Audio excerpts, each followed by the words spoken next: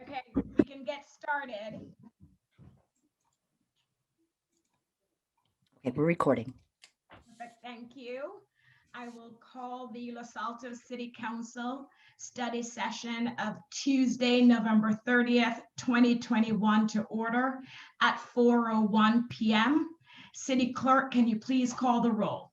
Yes, Councilmember Lee Ing, Here. Councilmember Meadows, Here. Councilmember Weinberg, Here. Vice Mayor Enander, Here. and Mayor Fliger. Here. Thank you. All council members are present. Thank you. Next, we will go to public comment on the only study session item, which is the Halsey House rehabilitation or other options. Do we have any members of the public who would like to comment on this item? And if you're new to city council meetings for study sessions, this is your opportunity to comment on the only agenda item. So if you would like to comment, please go ahead and raise your virtual hand. Madam Mayor, I see 5 members of the public with their hands raised. Thank you. Let's give each speaker up to 3 minutes. Okay.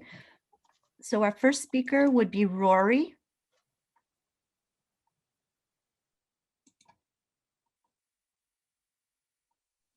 My name is Rory Van Tile. I live next to Redwood Grove Park.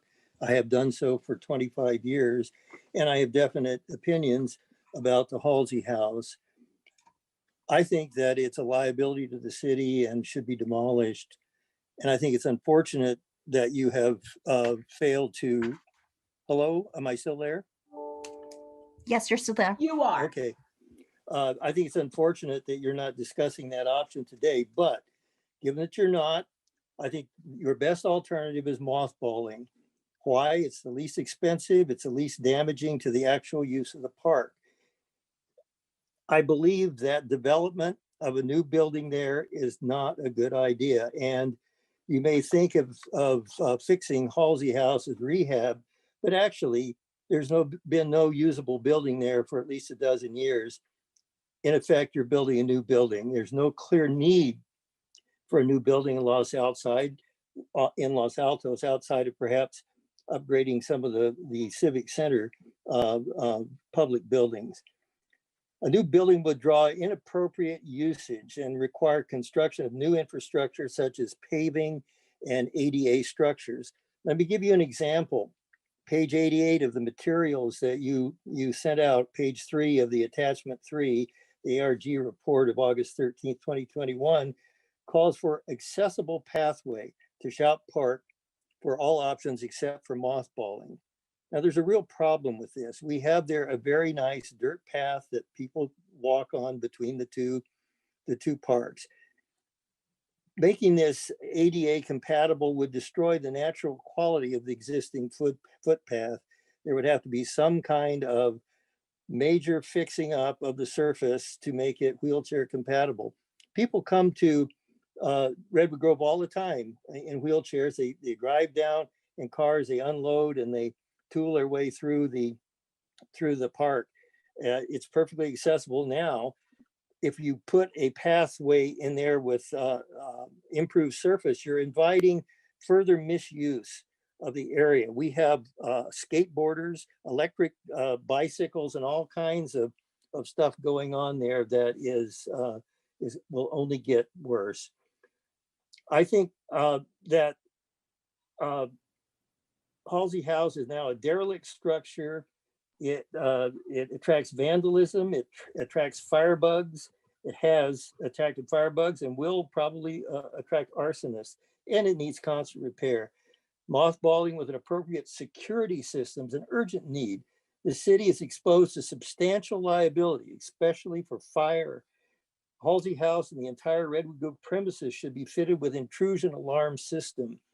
Since we have no resident caretaker there and haven't had for a dozen years, a lot of bad stuff goes on in Redwood Grove, especially after dark. You need to face up to that reality and protect what we do have, not build new stuff that we don't need. Thanks, Rory. Our next speaker is Jeff Lebowski. Jeff? Great. Thank you, Madam Mayor and council members. My name is Jeff Lebowski. I am an architect with Adlin Darling Design. We do a broad range of acclaimed architectural projects, many of which have historic components and stitch themselves carefully into the landscape. I grew up in Los Altos and went to school there all the way through and was a camper at Redwood Grove.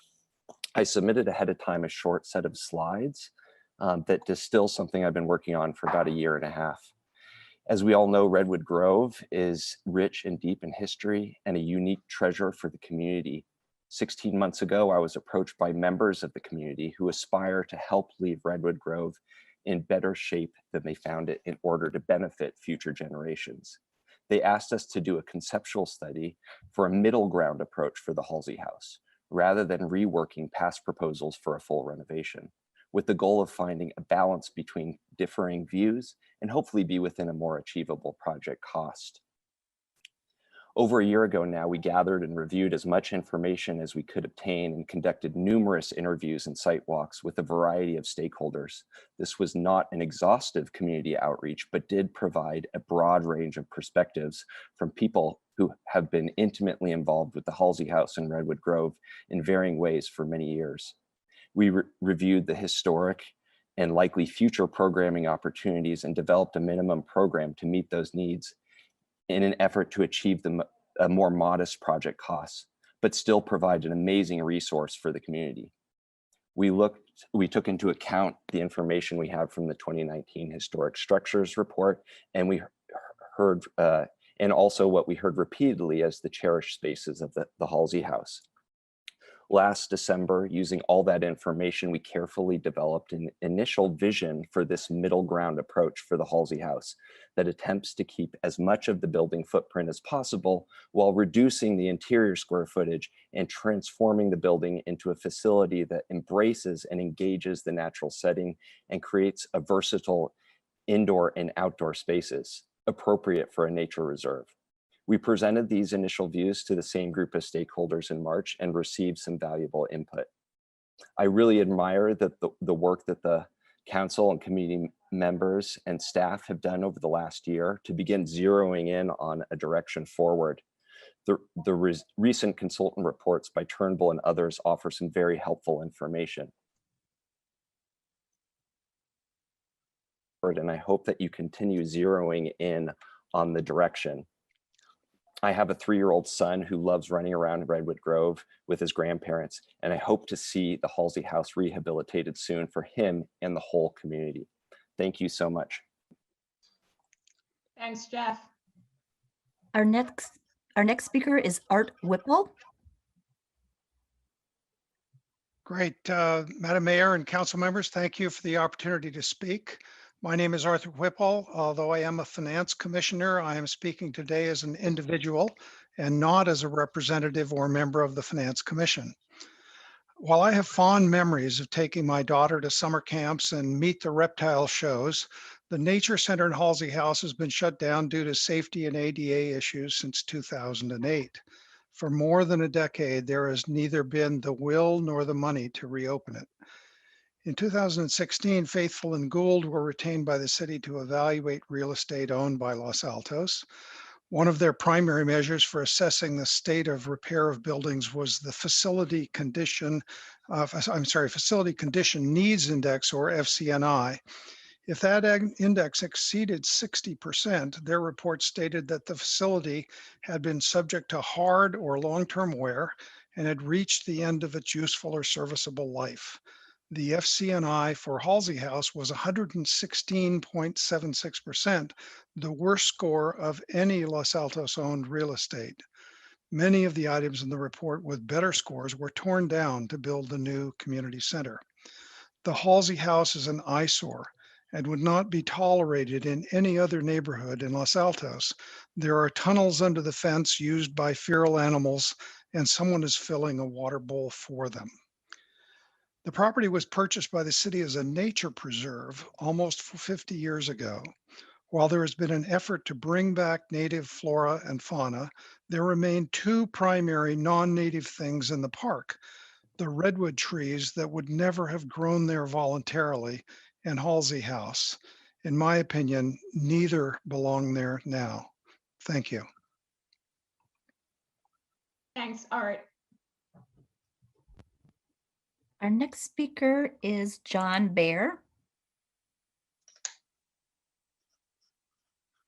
So we have some great revisionist history being told here, and I'm not going to try and refute that history. I am going to encourage you to pursue option one, which is the rehabilitation of Halsey House. So once again, the city can implement programming so beloved by the community. And I would encourage the council to phase that effort to be consistent with the timing of funds coming from the park in lieu monies that we know will be forthcoming and will be more than sufficient to cover the necessary repairs. I want to point out that option two does not negatively impacts the historic integrity of the building and therefore jeopardizes the landmark status of the building. That is unacceptable.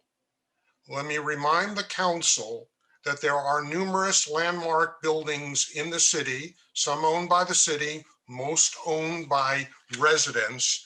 And what is being asked of the city and the council is nothing more than what you as a city require of us as residents relative to the repair and maintenance of historic landmark structures. Furthermore, that repair and maintenance is consistent with the way the city has addressed its other landmark buildings in town, which have in fact received city funding and been adaptively reused for a variety of uses, including the San Antonio Club on San Antonio Avenue. I would encourage the council again, pursue option one. There is flexibility on the timing of that, and I recognize that there are competing priorities for park and lieu money, but given a phased approach, given applying for some Santa Clara County grants and perhaps others, I am fully confident that Halsey House can once again be restored, be well used and loved by the community, and be a valuable asset to those who come to Redwood Grove for a variety of purposes and not simply to look at the redwood trees, but to more fully engage in the experience of being in a redwood grove. Thank you very much. Thanks, John. Our next speaker is Janine Valadez. Hello, can you hear me? Yes. Thank you. Thanks for the opportunity to state my opinion. For the record, I am a park commissioner, but I'm speaking today as a citizen and resident of Los Altos. Thanks for the opportunity to state my opinion on this topic. I continue to depart from the options listed in the reports. It's my firm belief that the council should show visionary leadership and return the land to its original form. In fact, I believe they should engage the Moekma Ohlone in land stewardship, allowing them the opportunity to educate our community on the ancestral customs and practices to respect the land and the waterways and steward the land in positive ways. They could be consulted on how to apply any available city funds to effect a return to a more natural and ancestral condition of this land. This act would go a long way to putting real action behind the more performative acknowledgements of true history made these days. Returning the land to as close to its original state as we can would teach our children and families so much more than seeing another new building in town with a problematic history. Thank you for your time. Thanks, Janine. Our next speaker is Nomi Trapno. Nami. Hello. Hi there. Okay. Nomi Trapno. I'm a member of the Historical Commission, but I'm speaking as a resident of Los Altos. And I want to, first of all, remind everybody that Halsey House is a historical landmark for Los Altos, that it is a requirement to maintain historical homes, and we require, as was mentioned earlier, our residents who own historical homes to keep them in good order. Not doing so is a misdemeanor. So at the present times, the city is in misdemeanor status and is open to somebody taking us to court, which we would not want. But in any case, we need to preserve historical places. Once you get rid of them, you'll never have them again. So I would recommend that we follow one of the middle ground phased approach that's been proposed, and that would be a wonderful place for programs. My own children attended there when they were little, and it would be wonderful to have that again. So I support a phased approach, and I hope that we will proceed in that direction. Thank you. Thanks, Nomi. Our next speaker is Joe Benonato. Hi, good afternoon, Madam Mayor, council members. I've spoken on this before, so I apologize for any repeats. I'm a resident of Los Altos, and both my children attended activities at the Redwood Grove. You know, as I've mentioned in the past, they had no relationship with the Halsey house other than as the bathrooms in the scary house. And I think you've heard that commentary from other residents as well. I realize there might be some legal implications around the historic nature of the structure, but given the complaints in the community about how money is being spent, the potential to invest $50,000 in a feasibility study for the theater, I just can't believe that we would go and throw away $5 million or more by the time this proposal was actually fully implemented, given construction costs rising and materials and everything else, to go build something that you know, many of us think is completely unnecessary. We've heard complaints in the past about all the money being poured into North Los Altos and no money into South Los Altos, but it's perfectly fine to throw another $5 million into North Los Altos for whatever reasons. So I know that you took the demolition off the table at a previous meeting. I don't know if there's some behind the scenes understanding of what the potential liability is, how much that would cost. At least members of the public haven't seen that, but I really wish you would reconsider. I actually don't like any of the options on the table currently. Seems like mothballing is just kicking the can down the road, and the others are investing millions of dollars for, you know, a payoff that is questionable at best. I do believe in programs for the community at the Redwood Grove, and having some structure there to support some of those in the case of a rainy day, or you know, if bathrooms were needed, or interior storage for some of the equipment, that all makes sense. But I think there are other ways to accomplish those goals short of spending $5 million or $4 million or $3 million or whatever the number is to go back and try and put this structure, which, you know, as I've read in multiple places, has questionable historical value in the community. So I'd ask that you take that into account as you look at the options today. Thanks for your time. Thanks, Joe. Our last public speaker is Steve Brown. Hello, thank you for the opportunity to speak. I unfortunately got cut off partway through, so I don't know if Jeff Lebowski had a chance to speak. I am of an advocate that Redwood Grove is really a terrific asset for our community. And my children, when they were young, 30 years ago, had wonderful experiences there, and I'd like to see that perpetuate. I now have 5 grandkids, and I'd like to have Redwood Grove go back to the multifaceted set of programs and experiences it had I have observed that we've been caught in over a decade-long conflict, if you want to call it that, or an inability to make a decision, and I'd like to see a decision made. I don't feel strongly that it has to be option 1 or option 2, but I do feel that if one were to go for a modest kind of approach, potentially something like option 2, there would be the potential to raise funds in the community to help cover much of that cost. Maybe a $2 million scenario could be significantly helped by community members. I think $5 million for recreating a house versus a program-based facility is more something that would have to be done with public finance.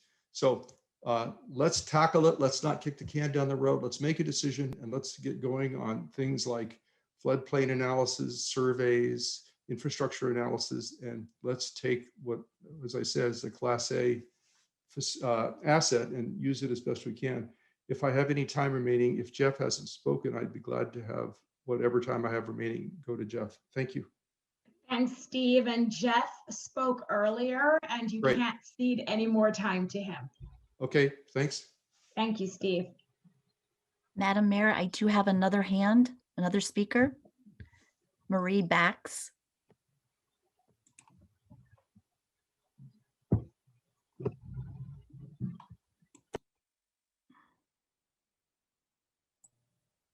Can you hear me? Yes, we can hear you. Great, I'm sorry. Marie Bax, President of Friends of Redwood Grove. We've been in kind of a non-active organization until we get some guidance from the City Council for fundraising. We originally raised funds and we got, I think, $35,000 for the RFP that told us what we needed to do with Redwood Grove. So at that time, so now we have, I think, number 1 and number 2 are both okay with me. I love Jeff's drawings, but we do have a consideration for the house itself, whether or not we would be able to do anything with the house by changing it. I would really like Redwood Grove to have a facility down there. I have been around Redwood Grove for almost 50 years. My kids went there. I worked there. I worked there when we had the Ohlone exhibit. And I just think that it is a perfect place for nature programming. And I really wish that we could do that. I think we need an inside facility for some of it. I have wonderful photographs of all of the activities that went on down there inside the house. And I would really like us to be able to use it other than just for a walkthrough area. I just hope that you choose either number 1 or number 2. And I would be glad to start fundraising again. Thank you very much. Thank you, Marie. You're welcome. Madam Mayor, I do not see any other members of the public wishing to speak. Great. Thank you, Andrea. You're welcome. So we will move to the presentation from staff on the Halsey House options. And Aida, I think you're presenting. So great to see you. I always look forward to your presentations. So I will turn it over to you. Thank you. Thank you, Mayor Pfleger.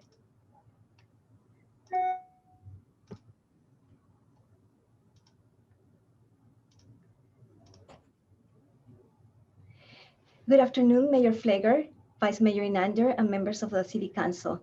Aida Ferman, Engineering Services Manager, and today I'll be presenting the slides for study session number 2 for the Halsey House. In the next 3 slides, I will cover some background information. The last public meeting was study session number 1 on September 21 of 2021, where City Council received a staff slide presentation, consultant reports, discussed the 4 options presented, and selected 3 options for further discussion at the future meeting. City Council also requested study session number 2, which brings us to today's meeting. The 4 options presented at the study session number 1 were option 1, total rehabilitation of the Halsey house at one time or phased. Option 2, partial rehabilitation and partial demolition of the building. Option 3, complete demolition of the structure. This option was deleted by City Council at the September 21st meeting of this year. Option 4, the mothballing of the Halsey house. The Halsey house is a local historic landmark that is eligible for listing in the California Register of Historic Resources. Any demolition of all or a portion of the structure will trigger the requirement of an environmental impact report, EIR.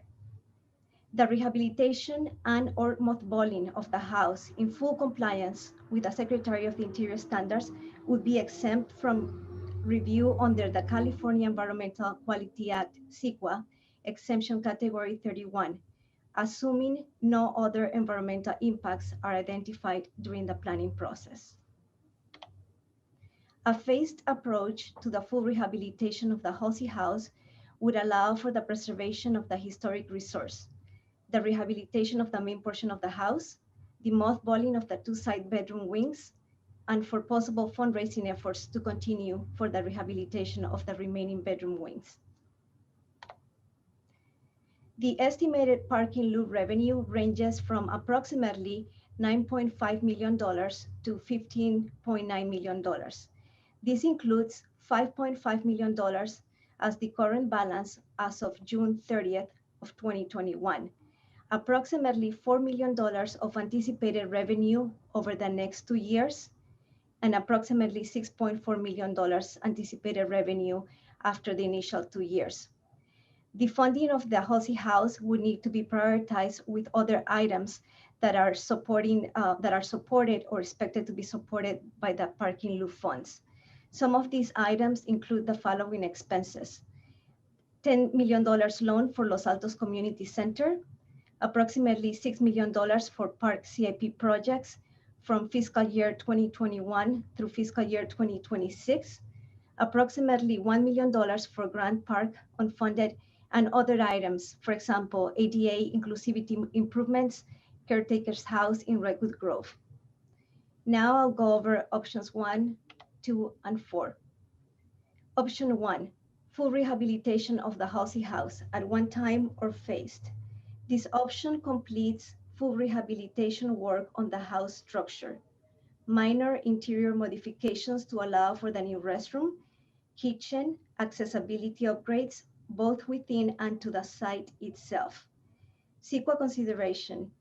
This option is categorically exempt under CEQA section 15331, class 31, and would not result in any delay in the project process, assuming no other environmental impacts are identified in the project planning stage. Pros, this option and its subsets allow for the preservation and use of the historic resource and future recreation program use of the structure. Cons, the total rehabilitation of the Halsey house may take several years to complete and would likely require donations or grant funds. Additionally, there will be possible project cost increases due to inflation or other factors if the construction is delayed or phased in completion.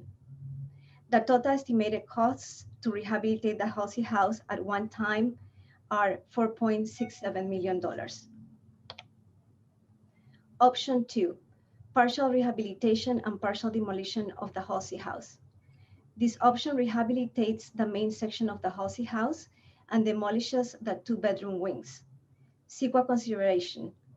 This option would cause substantial alterations to the historic structure and likely require the development of an environmental impact report, including possible project alternatives, and require all feasible mitigation measures to reduce the impact on this historic structure prior to the development of a construction project. Pros, allows retention of a portion of the historic Halsey house while allowing for alternative use of the space surrounding the house itself. Cons, this option eliminates several of the character features which contribute to the structure's historic value. It adds cost and possible time delays due to the EIR requirements, requires council to develop a list of findings and determinations to be outlined in the EIR document. The total estimated costs of this option are $3.26 million. Option 4, mothballing of the Halsey house. This option would stabilize the existing condition of the Halsey house to prevent further deterioration of the structure itself. CEQA consideration. This option is categorically exempt under CEQA section 15331, class 31, and will not result in any delay in the project process, assuming no other environmental impacts are identified in the project planning process. Pros, stabilizes the existing historic structure and allows for possible rehabilitation efforts to occur at some point in the future or by phases. Cons, this option does not address current opportunities nor the long-term plan for the historic Halsey house. This structure would still require ongoing maintenance costs, meaning an annual appropriation for upkeep would be necessary. The total estimated costs for this option are $246,750 for the first year only.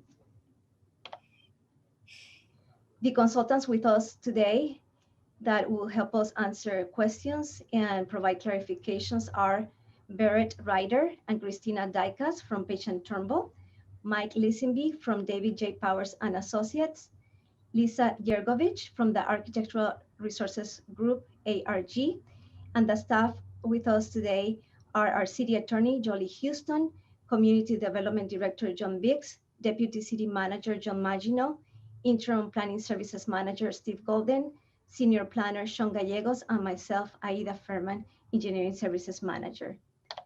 Next, City Council will discuss options 1, 2, and 4 at the policy level and will provide direction to staff to come back at a future meeting with the option selected today. And at that time, the option and its subsets will be discussed. Thank you. This concludes my presentation. Thank you so much, Aida. So now we will go to council questions. And I do want to comment, I think a member of the public, asked us not to kick this can down the road. And I do want to echo those sentiments. I think this came up when I was on the Parks and Recreation Commission back when Councilmember Weinberg and I were Parks and Rec Commissioners. And so I do support figuring out how we move forward with Halsey House and not pursue a path of kicking this can down the road. And so with that, council members, I will look for virtual hands to see if anyone has questions for Aida. Councilmember Weinberg. Thank you, Mayor, and thank you, Aida, for the presentation. I appreciate it. I just have two questions for staff, and I don't know whether you or any of the or one of the consultants would be better for these. But my first question has to do with whether or not an EIR might be necessary if the council adopts option 1. And my understanding from the presentation and the materials in our past study session is that option 1 would not require an EIR unless we discovered other environmental impacts. Is that correct? That's correct. And I would like to invite Mike Lesenby in case he has anything else to add to that question, please. Great. So my question is, what would be another or examples of other environmental impacts? And how likely do you think those would be to pop up if the council went forward with option 1? Sure. Good evening. This is Mike Lisenby from David J. Powers and Associates. So that's a good question. So with a categorical exemption, under the CEQA guidelines, it's essentially carves out types of projects that are presumed to have no impact on the environment. So they are exempt from the CEQA process for being what they are. And the assumption is that there's no impacts. And there's language in the CEQA guidelines that say they're assumed to have no significant impact on the environment. there is an exception to that, that a categorical exemption shall not be used if the project will have a significant impact on the environment due to unusual circumstances. So even if a project like this project were to have a significant impact on the environment, the question asked first would be whether that impact is due to unusual circumstances. So there's sort of two tests to pass. So there may be impacts from the project, but it still would qualify for an exemption as long as that impact was not due to unusual circumstances. So the city will have a lot of discretion to determine what it considers unusual circumstances. So typical impacts from a project, even if they were to occur with this project, would not move this project out of qualifying for a categorical exemption. So I appreciate that clarification and deeper dive into what the standard is. But can you give me some examples of projects where, similar to what we want to do with Halsey House, if option 1 were adopted, where an EIR has been triggered? And could you please give an opinion as to what you think the chances would be that that might happen with Halsey House? I don't have any specific examples because I think the bar is pretty high in terms of unusual circumstances. Before this recent case law that made this distinction, the bar was lower and there were projects that were kicked into an EIR because of these secondary significant impacts that were pretty normal. But after the case was called the Berkeley Hillside case, which clarified that these unusual circumstances have to be present in order for the project to require an EIR. So it's hard to come up with a specific example for this project. It would be something about unknown about the project. You know, maybe there are unknown prehistoric cultural resources under the house that would be discovered during the work that may be unusual in their nature or fairly significant in their nature. I don't even know if that would qualify because those exist in other projects and it may not be considered that unusual. So it's hard to come up with a specific example of what it could be. But again, the city would have a lot of discretion to make that determination, and anybody who would choose to challenge that determination on the city would have to present substantial evidence that the impact was due to unusual circumstances. Okay, thank you. My second question, which is probably for city staff. Aida, when you were discussing option number 4, you talked about the price of maintaining the structure if we went in that direction. Is there a comparison as to how much the operating costs are for any of the options? Because there's going to be cost if we mothball it to maintain it. There's going to be costs to maintain the building if we move forward with option 1 or option 2. There's going to be ongoing costs simply to keep the building operational as a city structure, because I can't imagine that the city is going to end up paying for the cost to operate the building out of programming there. Do we have any idea how those figures compare? I don't have that information, but if Lisa Yergovich from the ARG is online, I'm gonna invite her to see if she has some information. Hi, my name is Lisa Yergovich. I'm with Architectural Resources Group. Unfortunately, we did not provide any assessment of operation and maintenance costs, so I cannot speak to that.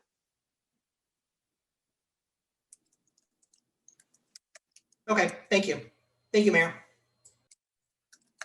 Thank you, Councilmember Weinberg. Councilmember Meadows.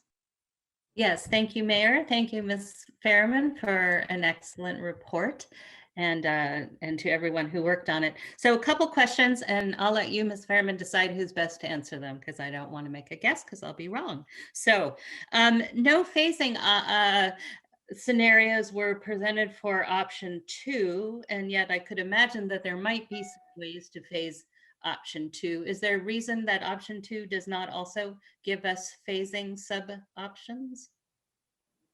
There's no specific reason, but once the policy decision is made tonight, and whichever option we bring back, there will be the option and any applicable subset to it that for further deliberation at a future council meeting. Okay, so we could develop the phasing approach is what you're saying. if that were the option. Okay, thank you. Then we've talked about floodplain analysis. And to me, that must apply to all the options. And my question is that floodplain analysis the same for all of the options?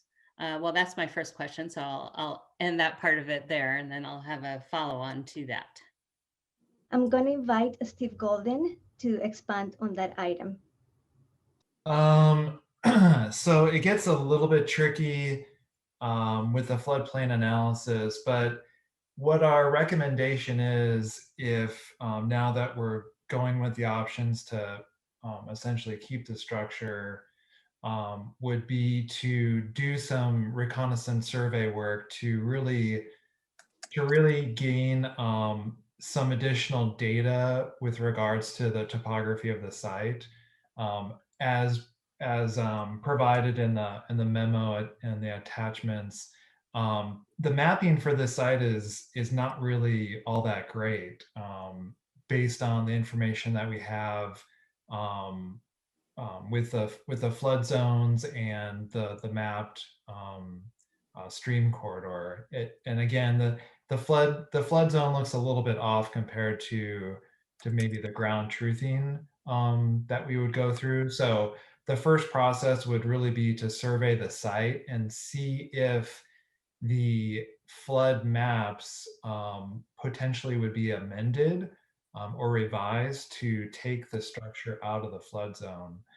If that were to occur, then that would give the most flexibility as far as whether or not there needs to be any other standards met, and just making the investment into the structure, knowing more if it's in a potential higher risk category than what it appears to today. But with that being said, there is different levels of analysis depending on if there are additions to the building that's being proposed, or if the footprint kind of remains as is. So there's different pathways that we would have to go forward with. The easiest being if the footprint of the building is maintained, the historic significance of the building is maintained, and ultimately, if it's taken out of the flood zone, then that would be sort of the best case scenario. So can I ask one sort of yes, no question Sure. regarding that? So is it for options 1, 2, and 4, whichever sub-options, including option 4, mothballing, would all of those options trigger some level of at least the first step that you talked about in terms of floodplain, or do we not trigger that with mothballing? You would not trigger that really with the mothballing portion, but any work that you do to the building, the recommendation would be to do some floodplain analysis, because I think the council would want to know whether or not and to what degree the building's in a higher risk. Yeah, absolutely. Thank you. I'm going to cut you off because I know I'm sorry, but I know we have a lot of questions. That was the essence. But my follow-up on the floodplain then, could the floodplain analysis show, let's say we decided to go option 1, we're doing everything, we're having our cake and eating it too, and that floodplain analysis, might it turn up an unusual circumstance such as Councilmember Weinberg and Mr. Lesenby discussed? Would the floodplain analysis potentially show something that would then trigger an EIR report? I don't know, that might not be a question that can be answered, but I'm asking it anyway. Probably not, especially if you're just rehabilitating the existing building, considering that it is a historic structure and therefore exempt from kind of all the floodplain requirements. And it's not that I don't think it's an unusual circumstance.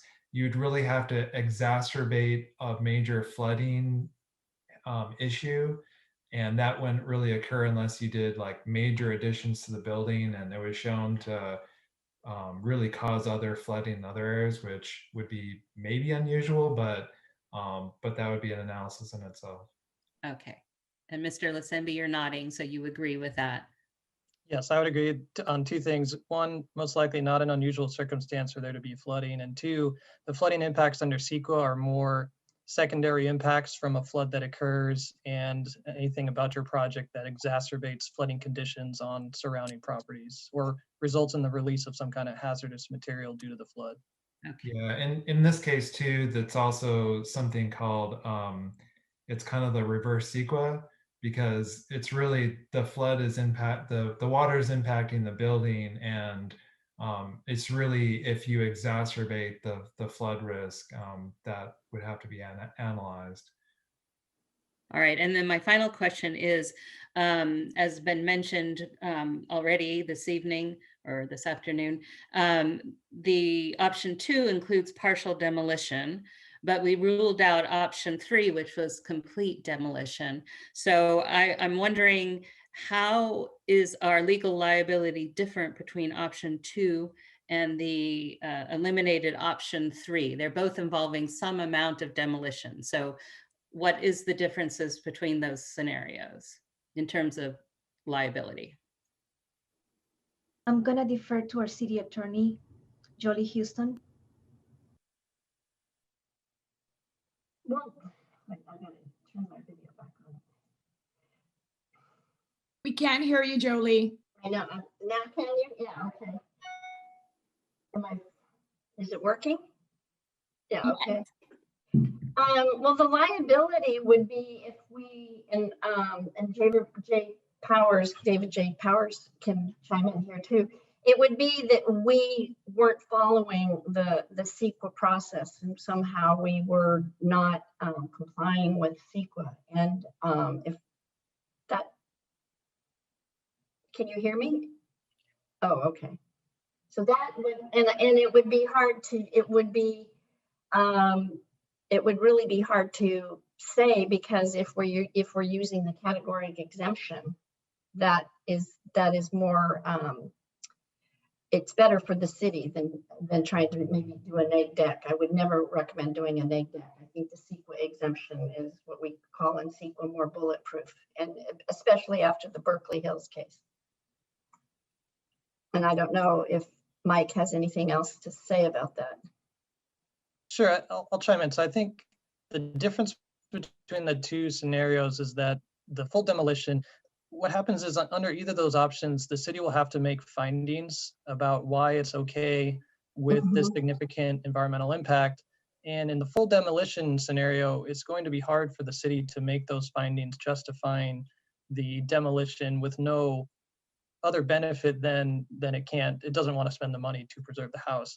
Under the other scenario where you're preserving a part of the building for reuse and maybe enhancing the property, I think it'll be a little easier for the city to make those findings about why it was okay to have these impacts because of the benefit that the city is getting from the project. Thank you. And demolition would be risky. Hey, Mayor, that's all my questions. Thank you for all the helpful answers. Thank you, Councilmember Meadows. Councilmember Lee Ang. Thank you. I don't know who you want, but I'll just ask the questions, and Ms. Fairman, if you can decide who would answer the questions, that would be great.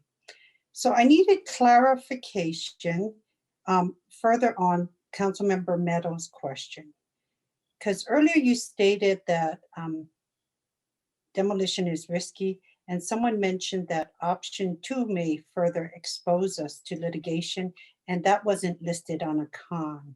In what way then is it further exposure to litigation if we chose option 2? Thank you, Councilmember Leanne, for the question. I'm gonna ask Jolie Houston, our city attorney, to answer, please.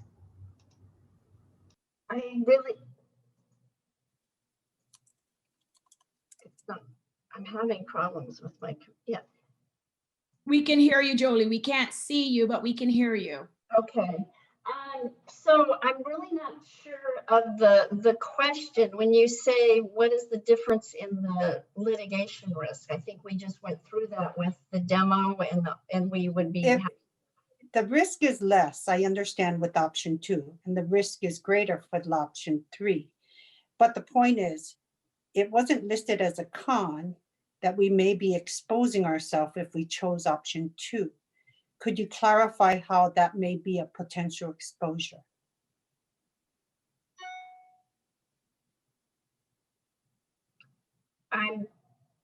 I think we went through that if we're doing the complete demo, that would have risks because we would have to have overriding considerations and what is the social and economic benefit. That would be hard to prove.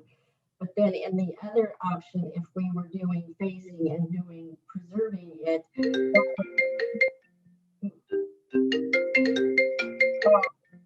I think I thought Mike. Marie, your phone is going off. Can you go on mute, please? That would be my husband's phone. Well, please have I your just turned it off. Okay. Thank you. I'm sorry. No problem. So I'm still saying that I think our answer still sounds the same with option 1 and 2. And maybe Mike can answer it in a different way, but I don't see, I mean, we're talking about demoing and then we're talking about preserving and adaptive reuse. And those would be 2 different CEQA analysis. And maybe I can jump in and close if I can help Councilmember Liang. I think her question is really, why wasn't it included in the staff report as a potential con under option 2? I think that was the question. That is a point. Right, and so that's her question. It's not what is the potential liability, because I think you and Mike Jolie have answered that question. It is really, why wasn't that con or potential liability risk if we didn't make the findings included under option 2? I would like to add that under the cons for option 2, there was information added saying that requires council to develop a list of findings and determinations to be outlined in the EIR document. And that's different from option 1. So it's probably said in other words, but it was information included in the cons. Mm-hmm. Okay, so it wasn't clear. The other question I would have is, in cases for other cities that I have seen where they attempted, and this might be a question from Mike, where I have seen other cases where other cities have attempted mothballing. I think it was stated that it would not lead to further deterioration, but other cases have demonstrated that even mothballing did lead to further deterioration. So can you help me understand that? This is not totally in my area of expertise, but there is a concept of demolition by neglect. So if the city were to not maintain the building under the mothballing scenario, there could be a time in the future where the structure has lost its historic integrity due to that lack of care. And that could be considered sort of demolition by neglect and have some implications under CEQA. But again, maybe the historians have further information on that about mothballing. Yeah, I would like to invite Lisa Yergovich to see if she could add anything else to this answer, clarification. Sure. So with mothballing, mothballing is intended to be, it's a temporary measure. It's not something that can be long-term. It's really just meant to stabilize the structure and slow deterioration. The building will continue to deteriorate over time, even if it's mothballed. I think a rule of thumb is if, mothballing is done properly, you have approximately up to 10 years to do some kind of, larger project for the building. So I would say, for Halsey House, I would say 10 years might be a rule of thumb. Okay, so the cost of mothballing, they state, is per year. And because it's further deteriorating, would the cost then increase every year? So Go ahead, wait, Gabe. Lisa turned her screen on. I'm going to see if she wants to answer. If not, I would be happy to take a shot at that. I would just say, yeah, I mean, the longer the building is mothballed, the more money it will cost to renovate the building because it will continue to deteriorate. But also the fee for per year, correct? Construction costs will go up, yes. Not for the construction costs, for the maintenance of the mothballing program, correct? Yes, there will be annual maintenance costs for every year the building is mothballed to maintain the mothballing. And I'm sure that will increase year after year. So Councilmember Liang, one of the things we heard at the last study session was to use mothballing strategically if we were to bring it back. So the intent was not to kick the can down the road, as the mayor and commenters have said, but it was just strategically allow the council the ability to stop the deterioration while also coming up with a plan to rehabilitate portions of the building to make it safe, to make it secure, and to stop the degradation of it. So though we're not really getting into subsets tonight, the option number 4 is not intended to say it's a one-time expenditure and then no more expenditures would be necessary. There would be annual expenditures necessary to maintain it, as well as expenditures based on how council would like to rehabilitate it and how much rehabilitation council would like. The 2 examples we used were for the exterior and the roof. They have different costs and they would have different downstream costs on higher or lower annual appropriations. So it's hard until we have policy direction on which one we're going to bring back a specific plan.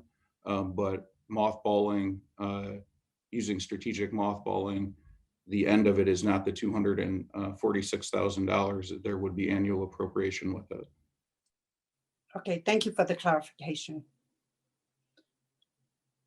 Any more questions? No. Thanks, Councilmember Liang. Vice Mayor?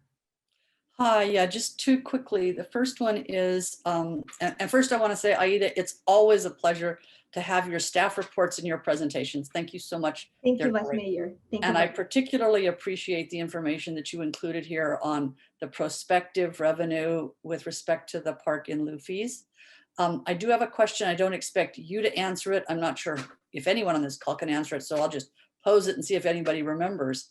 And that is that by implication in one of the charts that you showed was that the cost of, or $10 million of the loan for the community center would come from park in lieu fees.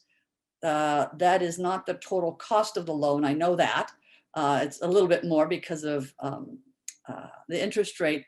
But what I don't recall is whether the council made a commitment, and I'm looking at the mayor here, if the council actually made a commitment at the time it approved the going forward with the community center, that we would in fact always pay all of the additional amount that we had to borrow to do the community center out of park in lieu, knowing that we have the option of paying for it from the general fund. Mayor, do you recall? I actually do, Vice Mayor, and we didn't make that decision. That was my recollection, but I was not confident. And even if we did, we could could still always change our minds. Right? But we didn't. We didn't say we would repay that loan by using park and lieu funds. Right. So even though, and I do appreciate that Aida put it on the chart there for us to look at, but I want to be certain that we all understand that we are not required to pay off the community center loan from park in lieu fees. So just wanted to be sure about that. The other, and this is a quick one for Mr. Goldman. I suffer from having worked at the U.S. Geological Survey Water Resources Division once upon a time in my life. And it's been my observation that part of the water issues over there is a drainage problem more than it's a floodplain problem. Has anyone looked at that? The hillside, basically, they haven't worked on trying to direct the hillside runoff. Yeah, I mean, I think it's more or less overall like a flood control. All the water flows to the bay eventually. So using the creek for, you know, the stormwater eventually goes there. But I think in this location, just looking at the flood maps and where the stream actually is, I would expect that some of that ground truth data coming back from the surveyor to show some different topography, and the map is likely to change. But that's just my hunch right now. Yeah, it wasn't so much the topography and the mapping as it is that some of the water that could be coming off the hillside and is going at the house really can more readily be handled with good drainage directly into the creek where it doesn't jeopardize Halsey House. I just wondered if anybody had looked at that. No, and that wasn't really the something that was studied. And okay, yeah, and that's fine. I just wanted to ask the question quickly. I'm finished, Mayor. Thank you. And I wanted to add to that, I don't know if Manny Hernandez is on the call today, but I know that maintenance staff has created like a French drain behind the house that captures water coming from the hill to minimize that impact. I don't think Manny's on the call, but if you are, Manny, please feel free to chime in. No, but thank you, Ida. That's a good mental refresh that some of that was done. Thank you. You're welcome. Thanks, Aida. And I actually just have one question, because Councilmember Meadows, you actually asked two of my questions. One with regards to how a floodplain survey would impact the different options, and also why weren't sub options included for option 2. So the only question I have, Aida, is, you know, whether or not, or maybe this is for Mike, whether or not we looked at how each of these options could potentially impact our trees in the Redwood Grove. I'm gonna ask Mike Lisenby to see if he has information on that. Thank you. We didn't, at a high level, we didn't look at impacts on trees. I think that would be studied if one of these options were chosen that required a full CEQA document. That would get studied as part of that CEQA document. The city could choose to study impacts on trees as a result of the project. It would not necessarily need to be part of a CEQA process if the project was qualified for a categorical exemption. Thank you, Mike. Okay, I don't see any more hands from council members, so we can dive into our discussion and direction. Again, it's a study session. So really what they're looking for from us is just to narrow the scope and to give direction so that hopefully they can bring this back to a regular council meeting for us to move forward. I am happy to get us started, and I'll just go through, you know, my reaction. And again, great work, Aida, on putting this staff report together and taking the baton and running really well with this. So I am more inclined to give direction to staff to focus on option 2.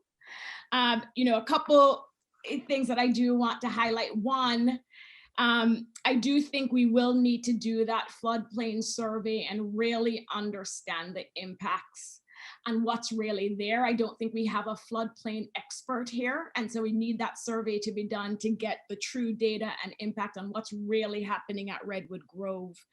I'm also, you know, concerned about the impact on our trees. And I know for option 1, it wouldn't automatically trigger CEQA unless you had those unusual circumstances. But if we were to look to option 2, which would trigger CEQA, even if the scope did not include the impact on trees, I think it's so important for us to figure out what that impact would look like, regardless of which option we decide to move forward on.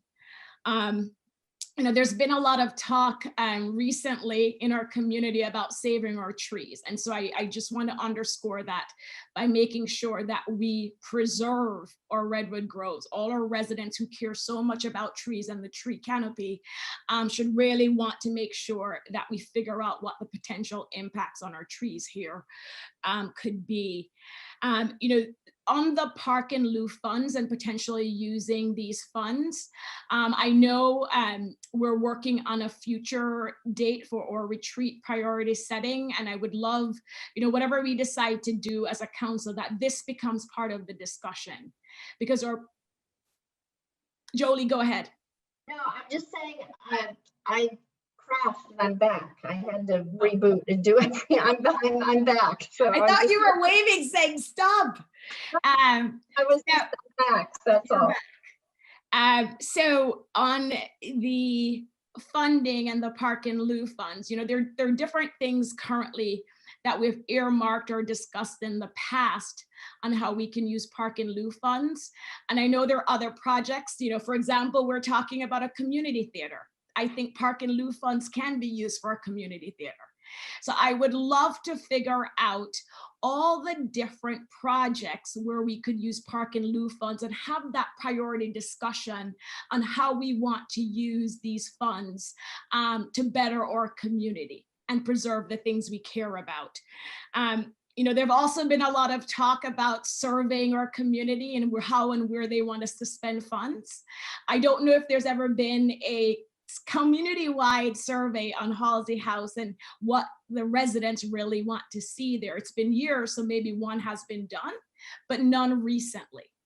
And one of the reasons why I am more inclined to support option 2 is really to focus on preserving Redwood Grove and having limited vehicular or human traffic in Redwood Grove and the impact on the trees and the area there.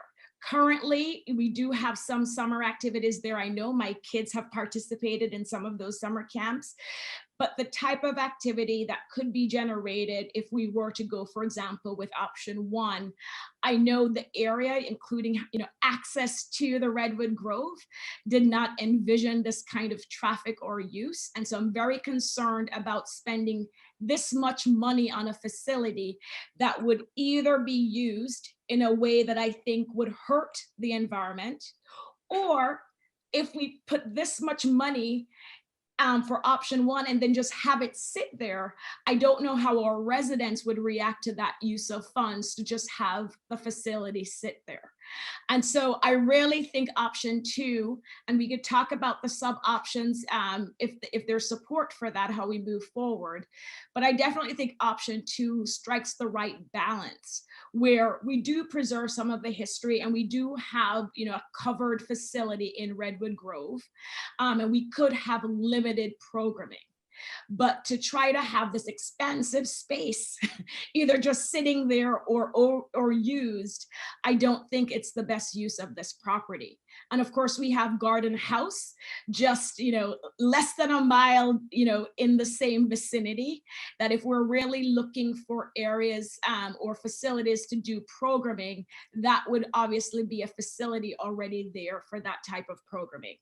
And on the potential liability with regards to option 2, it's exactly what Mike and our city attorney said, where it's not automatic. If we are able to demonstrate findings, and it's a lower bar for option 2, what we would be required to do under option 2 is to make the findings why we're doing the partial demolition and the partial rehabilitation. So for me, that is not prohibitive. And so I'll stop there, but I'm definitely more inclined to give direction to staff to focus on option 2 this afternoon. I will look at the virtual hands. Councilmember Meadows. Thank you, Mayor. So I would, in my mind, we have to use the mothballing strategically, whether that's for 1 year, 2 years, or some period of time to get through our priorities. And again, I completely agree, we need to talk about all those priorities. So we have to do the mothballing. I would favor option 2 for a lot of the reasons you expressed, Mayor, over option 1. If we can legitimately justify and pull in the aspects of the historic nature into a partial rehabilitation option. I don't want to guess whether that's, 1 wing, 2 half wings, whatever. Let's not talk about that tonight, but let's say partial rehabilitation. Let's see, I had more, but it's not coming to. So basically, with option 2 or option 1, it sounded like the floodplain work would be necessary. So I don't know if we trigger that during year 1 of mothballing, but probably before we want to begin the work on in-depth planning on option 2, or for that matter, option 1, if that's where the majority of council gives direction. But at some point, the way I would see the order is mothballing, floodplain analysis to support whatever the option we sort of give direction on. And if that's option 2, then, at some point we also need to see, probably before the floodplain work, we need to see some of the options, sub-options for option 2, if that's where the majority of council wants to go. So that's how I would stage it. And I do want to use the mothballing strategically, and whether that's 1, 2, 3, whatever years, but we certainly can't choose either option 1 or 2 and go for it right now. So that's my input. Thanks, Councilmember Meadows. Vice Mayor? Thank you, Mayor. I would say that we've done improper mothballing for the last 10 years plus.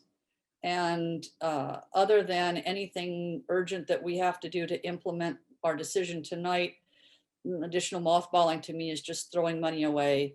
And I agree with the mayor that we really need to make a decision and move forward and not kick this can down the road anymore. I'm afraid that the city is already at risk for allegations that we are backing into demolition by neglect.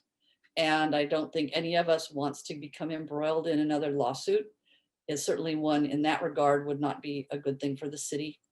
I'm concerned that option 2 jeopardizes the historic integrity of the building and potentially sets the city up for a lawsuit, especially given the small difference in cost relatively small difference in cost between 1 and 2. With respect to the use of the building and the mayor's point, I recall when there was a significant program use of Halsey House, because my daughter's a bit older than the mayor's kids. And I'm confident that either option 1 or 2 has the potential that we somehow have to control use and access. So I don't find that argument persuasive as to 1 versus 2. With respect to trees, again, I don't see a difference between what we would want to do in option 1 or option 2 in looking at conservation and protection of the trees. And with respect to the floodplain situation, I really don't see a difference in what we would have to do with option 1 or option 2 in the floodplain analysis. So for me, what we're really doing, I think, is trading off $1 million in cost against the possibility of a lawsuit, either because we continue to neglect this and we end up with demolition by neglect, or because we choose option 2 and we really can't get to a good mitigation, a satisfactory litigation-proof mitigation on an EIR if we try to do a partial demolition. So I'm for option 1, but obviously leaving it to staff to look at how properly to stage this. I think the sooner we can get to the design of what we want, or the early steps of what we want, the sooner we're eligible for grants. We've missed some opportunities with the county. So the sooner we can get to the possibility of getting grants, I think the better. So that's why I'm headed to option 1. Thank you. Thanks, Vice Mayor. Council members Liang and Weinberg, comments? Councilmember Weinberg. Thank you, Mayor. I continue to think that the council erred in taking option 3 off the table, though I understand that's what we did. It is my opinion that the Halsey House is by far the least important city-owned asset. I think that it is absolutely not worthy of an injection of millions upon millions of dollars to rehabilitate, whether it's fully or partially, a structure that has, I think, dubious historic value, and quite frankly, is not very valuable. It's not much of an asset to the city. The people that I speak to, I think far less than 50% even know what Halsey House is. If we are really going to consider spending millions upon millions of the taxpayers' dollars, whether it comes from park and lieu funds or the general fund, that's something that I think would be appropriate to take to the voters. Let's see whether or not the voters want to spend $4, $5, $6 million.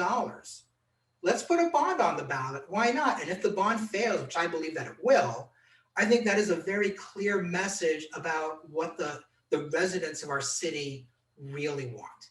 So that being said, I have a really hard time getting behind any of the remaining options. I just don't think that they are realistic. I don't think that they are in the best interest of the city of Los Altos. Let's think about option one and the phases that are being promoted here. We could rehabilitate the main rooms and then have the 2-bedroom wings mothballed. So you're going to have the main part of the house used for events, for programming. Meanwhile, you've got feral animals running around in the 2 wings. I mean, does this really make sense to anyone to do it this way? It doesn't make sense to me. Let's also think about how we got here. Halsey House has been red tagged and abandoned since 2008. So we're talking about 13 years now, going on 14. But Halsey House hasn't just been neglected for that period of time. It had to have been deteriorated over time in the 2000s, right? And even the 1990s. Councils before us made the decision not to invest in maintaining or rehabilitating Halsey House, which I think is a clear message. Prior councils didn't think that it was an asset that was worthy of this type of an investment. And quite frankly, I think that they're right. So I'm having a very hard time getting behind this. I don't think that this is an appropriate use of money. I don't think that the residents of Los Altos would want us to spend their money on either option one or option two. Thank you, Councilmember Weinberg. Councilmember Meadows, I see your hand, but I want to check with Councilmember Liang first, since she hasn't spoken. Do you have any comments? Thank you. I do have a comment. So regarding what happened in the past, it was all of our facilities were somewhat neglected. It wasn't just Halsey House. It was a consistency across the board that all our facilities were neglected. This one just deteriorated faster based on exposure, what little attention it had. And it is unfortunate. It is irresponsible. We're doing something right now. Like the speaker stated before us, this is a historical treasure. We expect people to maintain historic treasures. And if it is just embarrassing that we ourselves don't take care of our own asset. So if we're doing the right thing now and we're moving forward to do so, we should do it right. I think that Vice Mayor Enander had articulated everything really well. It's a small cost to pay to do a full renovation. And I don't think that we should skimp and say, oh, we're going to go $1 million less because it's going to be partial. I think that option one is the way to go. I think that it's clear from other cities that have done full restoration. It demonstrated how important that was to all the various cities that have done so. We have Santa Clara has demonstrated, San Jose has demonstrated, and we even have people, homes in Palo Alto. But, you know, for us not to do the right thing and to do it only partially well is not a good thing. We did a good job on community center and we put in extra money to do it a little bit better. Then we should do the same thing here. We have to take care of our assets. We stated that our assets are a priority.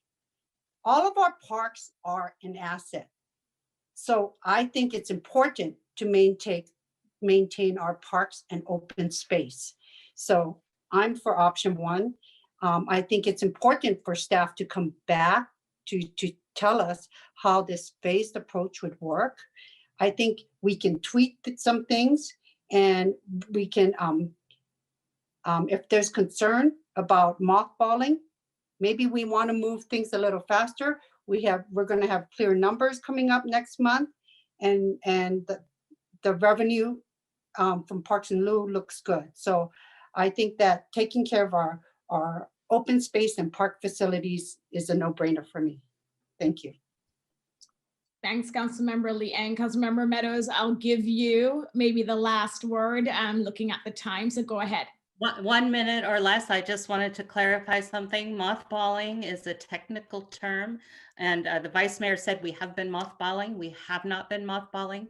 That is maintenance to Secretary of Interior standards, is my understanding, but staff can correct that. We've been maintaining or not, but not to the mothballing standards. So I just wanted to make that clarification. And if Mr. England or Ms. Fairman want to say anything, that's fine. That's correct, Councilmember Meadows. Mothballing required. There's a whole list of items for mothballing. Thank you. No, thanks for that clarification. I think we were, maybe getting caught up with using it as a layperson would. So we've heard the comments. I do want to pull it together. It's a study session. What I'm hearing, Aida, we have one council member who still is more supportive of option 3, which is complete demolition. I think you have 2 council members who are more supportive of option 2 with the sub options spelled out. And I think Council Member Meadows even ventured to give us a proposed process to follow. And then we have 2 other council members. I think what I heard from the Vice Mayor, she has preference 1 for option 1, and then obviously option 2 as our number 2. And then from Council Member Liang, option 1. And so I'm going to look to the city manager and you, Ms. Fairman, to see if you need us to discuss this anymore, or do you have, this has actually narrowed the scope somewhat. So Mr. England. So Mayor, I think, and I hate to say this, I think we would like a little more discussion and concise and clear direction. As I wrote this down, it sounds like we have some council members choosing mothballing to move towards either number 2 or number 1. Council could, of course, stop at mothballing tonight, and we could begin that process and bring it back during goal setting. But I want to make sure that we don't, mothballing and then moving towards full rehabilitation is different than mothballing and moving towards partial demolition and rehabilitation. So I just want to make sure the ultimate end goal that council would like. Thanks for Mr. Let me put a proposal on the table then, because I think, priorities have come up. We have one council member saying, should this go to the voters? I know with the funding options of either Park and Lieu funds, there are other projects that I think are worth discussing. When we talk about how we want to use these Park and Lieu funds. Private funding was also part of the staff report. We've heard recently from many residents how difficult it is to raise private funds. And so it applies to Halsey House as well. So maybe what I would put on the table, let me see if I get any support based on what Mr. England said, is we give direction tonight to mothball or whatever action staff needs to take us to our priority setting. And maybe during that discussion, we can talk about that in the context of funds available and the priorities related to that funding, and maybe give the direction at the priority setting in January. Is there support? Vice Mayor. Mayor, I would support that. I just want to comment that I was had a little bit of tongue in cheek when I said we had been improperly mothballing. That was not intended to be a technical description. So my apologies if that was confusing to my colleagues. Thanks, Vice Mayor. So just, again, it's a study session, so consensus. I heard the Vice Mayor supportive of this direction. Councilmember Liang? Yes? No, I just want clarification from City Manager England. What does he mean by in preparation and will be mothballing till we get to this discussion? What does that entail? And how much more waterproofing does that entail? And I like, because sometimes we say something and we had anticipated all these tarps going on and next thing I know, nothing happens. So I just really want some understanding what that will entail. Thank you, Councilmember Liang. Under this scenario, we would plan to do the full mothballing as outlined in the staff report. I think the cost was around $250,000. Thank you. That's clear. And I would support that too.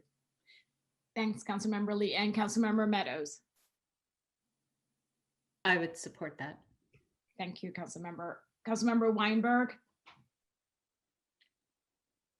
The question is simply whether we're going to mothball it until we make a future decision. Mothball it, give direction to start the mothballing process as outlined in the staff report. And then we will make a decision or give further direction at our retreat priority setting in January.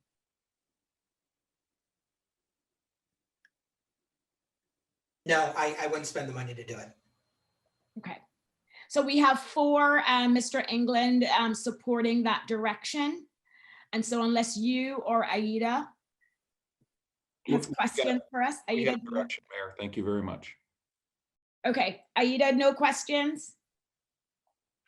No question, Mayor Flagger. Thank you. Great. Thank you so much again. Okay, so with that, we will adjourn our study session at 5:28 p.m. And then we will go to our closed session, and let's start our closed session at 5:35 p.m. Thank you.